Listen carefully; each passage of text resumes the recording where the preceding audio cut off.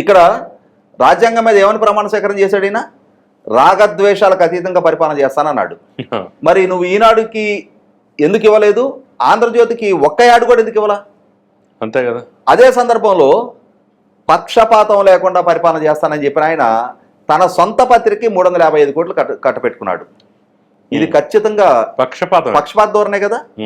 అంటే రాజ్యాంగం మీద చేసిన ప్రమాణాన్ని ఉల్లంఘించాడు కదా. ఖచ్చితంగా ఈ ఉల్లంఘన ద్వారా అంతిమ లబ్ధిదారు ఎవరు? తనే, ఆయన సతీమణి. సరే, ఇవాళ కుటుంబమే కదా. ఐఎన్డిపిఆర్ కమిషనర్ విజయ్ కుమార్ రెడ్డి మీద కేసు ఫైల్ చేశారు. అసలు లబ్ధిదారు భారతి గారి మీద ఎందుకు కేసు ఫైల్ చేయాల? తన భర్త అధికారాన్ని అడ్డు పెట్టుకొని ఆమె తన వ్యాపార ప్రయోజనాలు నెరవేర్చుకుంది అంటే ఎందుకని ఆమెను ఎందుకు ఎక్స్క్యూజ్ చేస్తా ఉన్నారు?